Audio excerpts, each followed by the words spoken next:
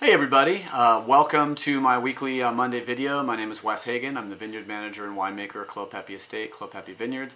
I'm also a wine judge, a wine writer. I write for a Winemaker magazine quarterly on home winemaking. I also host a subreddit called reddit.com/r/viticulture. If you ever have any questions about growing grapes in your backyard or how grapes are grown, head over there. We're having some good conversations. I'm also on Twitter at Wes Hagen and at Clos Pepe and all over Facebook. So if you have questions about grapes, I'd love to hear about them. So it is July 13th, 2013, and today we're talking about Pinot Noir.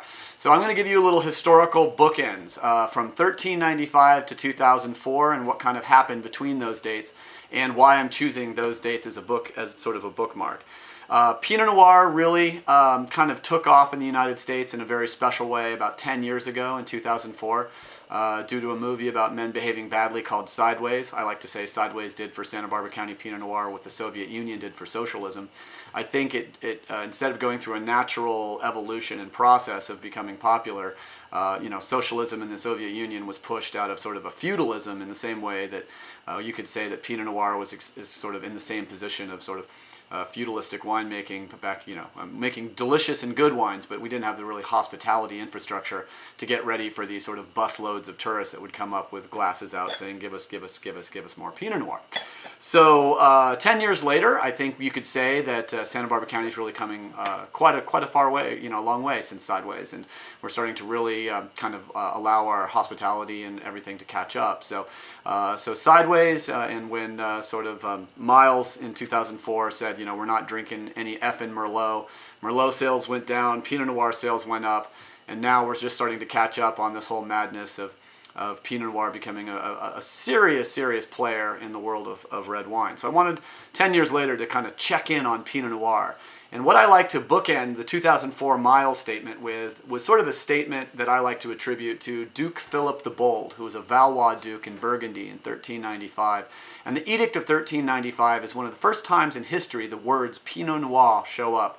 The black grape shaped like a pine cluster or a pine cone is about the best guess we can say for the name of Pinot Noir and where it came from, sort of the black cluster that looks like a pine cone. And so Pinot Noir shows up in the literature in the Edict of 1395. Duke Philip the Bold basically said, we're not drinking or growing any effing Gamay in Burgundy. So as of 1395, Pinot Noir is the only legal red grape you can grow in Burgundy, in the Côte de Nuits and the Côte d'Or, the Côte de Beaune, excuse me, in the Côte d'Or, which is in the north, the Côte de Nuits, in the south, the Côte de Beaune. The only red grape that's legal to grow is Pinot Noir. So Pinot Noir, it was obviously very important in Burgundy. There was, in the 1st century AD, there was a mention of a grape that could have been Pinot Noir in a De Re Rustica, which was a book by Columnella, which was a Roman writer. So maybe Pinot Noir had been in France since the 1st century AD or something around like Pinot Noir. So obviously Pinot Noir between Burgundy and the New World, Pinot Noir really didn't make a move to the New World probably until the 20th century or the late 19th century. But Pinot Noir in California, Pinot Noir in Burgundy. The great thing about Pinot Noir, first of all, I should probably visit a little bit.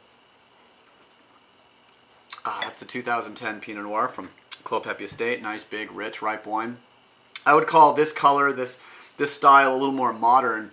I think Pinot Noir is kind of recognized as a wine that can, a grape that can make any style of wine, from a sparkling wine like champagne to a light-bodied rosé.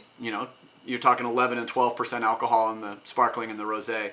Then you can kind of go from 12 to 13.5, 14% to make a light-bodied to medium-bodied red wine. And then, in the United States, producers like Costa Brown and Brian Loring and Sea Smoke in this region have done a really good job in promoting a higher ripeness, darker, richer, riper style of Pinot Noir in some of these cool regions where we can hang the grapes out so long that they can develop this type of wonderful, red, if not almost black flavor in the glass. So we go from a sort of a flavor profile in sparkling wine and rosé from sort of strawberry, watermelon, sort of light cranberry kind of flavors as you get into the still wines of a light, elegant style. Cherry, black cherry, berry. And then in the cool regions where you can get a lot of ripeness and a lot of color, you can start getting into sort of raspberry, blueberry, strawberry, blackberry, and all these wonderful flavors. But I'd say cherry, cassis, and raspberry tend to be the flavors that I recognize when I smell Pinot Noir, that these are the varietal characteristics of Pinot Noir. Although no grape in the world has as much influence from the place where it's grown. I always say it's transparent to the place you grow it. If you grow it in Long Beach, California, it'll smell like dill pickles and petroleum and sea spray. If you grow it in the Santa Rita Hills, it grows, you know, these wonderful, amazing fruity aromas. So stylistically, you can move anywhere from a sparkling wine to a still wine, of a rosé, light-bodied. So I'd say from 11% to 16%, you can make any Pinot Noir that you kind of want to, and it always will show where it comes from. Santa Maria Pinot Noir tastes like Santa Maria. Santa Rita Hills Pinot Noir tastes like Santa Rita Hills. Russian River is very recognizable, as is Sonoma Coast, as is the Burgundy and the Côte de Nuit, Burgundy and the Côte de Beaune. So Pinot Noir sort of can be almost anything to everybody, and from sort of 1395, when we first hear about it in France from the Valois dukes, who actually really manipulated French and even European politics by virtue of who didn't get wine from Burgundy, France, because Burgundy was the only place Pinot Noir was grown. So the Valois dukes, if you pissed off the Valois dukes, they may cut your court off in Europe from Pinot Noir, either for a year, 2 years, or whatever. So it's interesting to see how the grape really was influenced history from 1395 up to 2004. So as far as being transparent to the site, you can always imagine that Pinot Noir will always be a grape that will probably make some of the most expensive wines in the world. Generally, I find Pinot Noirs that I enjoy from about $200 to about $2,000.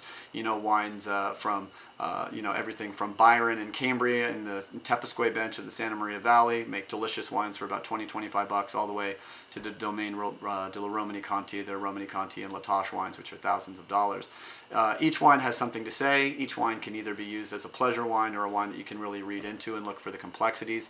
Pinot Noir is really a rabbit hole. You can drink it and enjoy it like a cocktail, or really look at it like a scientist and understand every nuance, every complexity that's born from the soil. One thing you can't do with Pinot Noir, you can't grow it in a region where it doesn't belong and make a good wine.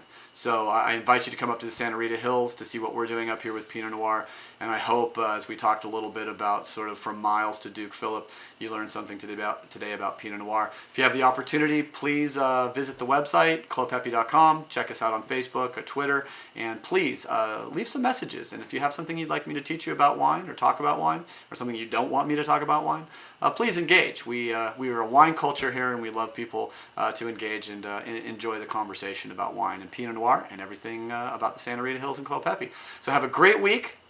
Drink more Pinot Noir, and we'll see you guys next Monday.